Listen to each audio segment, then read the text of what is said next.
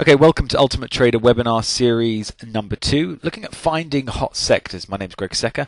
Welcome to the second edition of this webinar series. We're going to look now at how do we isolate and find sectors that are performing in either the upwards or the downwards direction. Remember, as position traders, we want to take positions on stocks which are going up as well as down. So in this case, we're going to look at the FTSE 350, which essentially is the combination of the FTSE 100 index and the FTSE 250. So it's the top 100 and then the top 250 stocks together, comprising of the NMX, as the mnemonic there, the NMX, which is the top 350 shares on the London.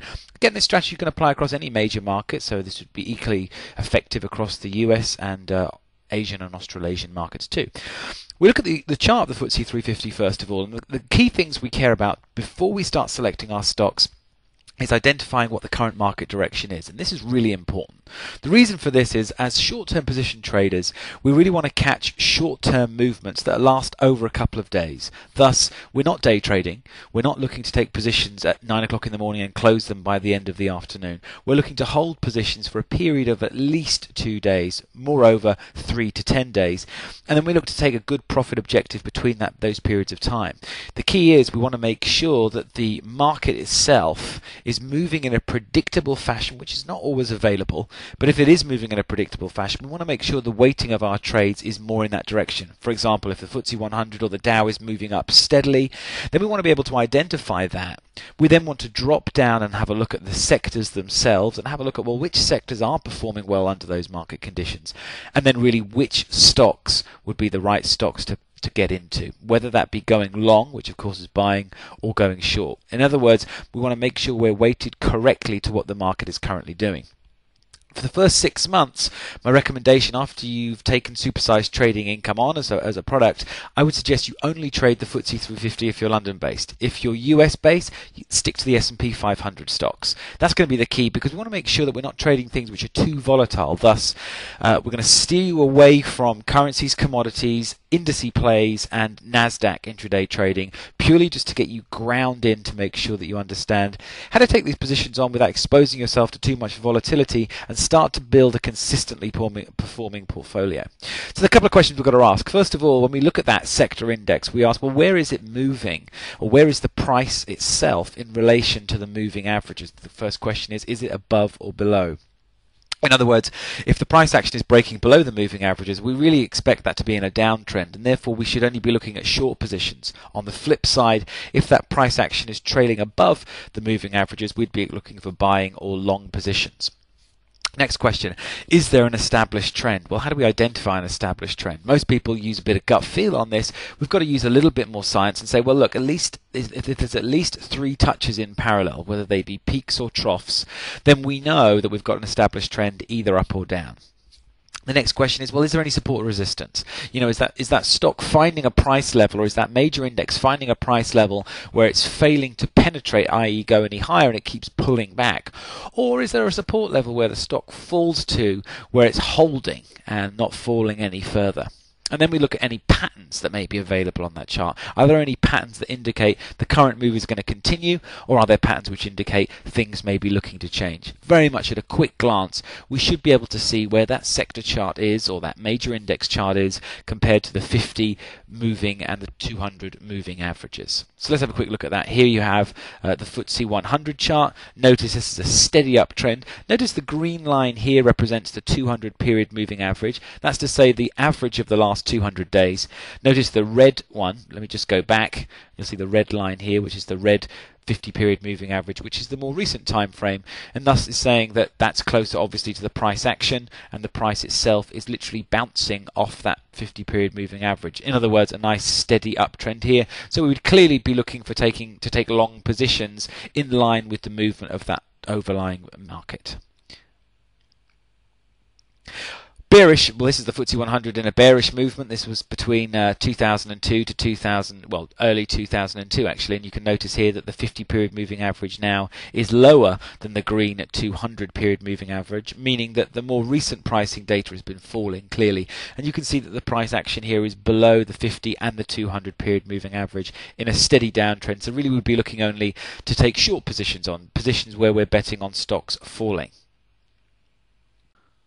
Okay, so let's have a look at those sector charts. How should we treat them? First of all, you should treat these charts just as you would any other type of chart. In other words, there's going to be some price action on the chart, obviously the ticker tape, but we're going to be looking for trends, support and resistance, and continuation or reversal type patterns. In other words, if you're not sure what these elements are, first of all, I'll cover these in later modules, but the point is we want to look for any signals that we can see on those sector charts. First of all, we're going to establish, is it in an up or a downtrend? That's really the most important thing. And then we're going to drill into that sector and see if we can find stocks which are likely to either move sharply upwards or sharply downwards. And if we can identify those opportunities, then we're going to put a little trading plan around those, again, which I will cover in later modules. The key on this part, first of all, is that we should simply look at the sector charts and ask ourselves the question, where is the ticker tape in relation to the 50-period moving average and the 200-period moving average? Remember those red and green lines that we looked at just now on the FTSE 100 chart? We want to look at those major moving average lines on those sector charts and make an understanding which is very clear with ourselves about where the price action currently is. If it's below the moving average, we know we're looking for short positions. If it's clearly trending above the moving average, we're looking for long positions. And if it's going backwards and forwards through the 50 and the 200 period moving average, we know we're caught in oscillation and there is no trend. And therefore, we should be very skeptical about placing any particular trending trade directions. We're going to find many of the sector chart characteristics reflected in the underlying stocks within that sector. And you're going to notice that some of the larger stocks are really going to make up the bulk of the move of the overbearing sector, if that makes sense. In other words, some of those major pharmaceutical stocks are going to look nearly identical to the sector charts themselves because they comprise nearly 80% of the activity. We're going to be looking for which sectors and which stocks have the strongest correlation, and then we're going to make sure we understand after that sector moves which stock is most likely to move quickest in the next direction, and we're going to make sure that you have a trading plan around that so you can immediately capitalize on the profit movement. First of all, this would be a performing sector. This is the FTSE 350 support services. Notice how it's steadily trending up above the 50 period and the 200 period moving average here. Notice that when the price action here broke through the moving averages, it stayed well above and it kept those moving average lines trending steadily above the price action there. Notice the underperforming sector here. Notice the price action of the beverage sector, NMX 3530, the price action breaking down, and every time it runs and pivots off that 50 period moving average, it continues to drop lower. Notice that it's holding below the 50 and the 200. It's in a strong, smooth, established downtrend. That's the first thing we're going to do with those sectors. Then the next point is this. Well, now we've figured out which sectors are moving up and which sectors are moving down. We need to make sure we understand what the major market is doing itself, the S&P 500 and the FTSE 100. What is the major direction? Where is the major onus of movement on the market? And then we simply isolate the stocks which are moving in the same direction as the sectors but have pulled back. In other words, let's say a stock has run north for a little while, run up, but now it's pulled back, but the sector itself is now pushing through. We now then need to identify some low-risk entry points, and then we need to risk manage the position. And that's exactly how we identify those short-term positions in stocks which are correlated with the movement of the overriding sector. We're going to show you throughout Supersized Trading Income exactly how to do that, how to isolate these positions, how to scan through and pick out the stocks which are correlated with the underlying sectors, so that literally at the touch of a button you can see which sectors are moving up, which sectors are moving down, and then where the stock opportunities are within each of those sectors. Then the next step, of course, as we've seen here, is to identify a nice low risk entry point and risk manage the position. We'll look forward to seeing you in the next webinar series, which will be webinar series number 3, how to time the trade and then get into it.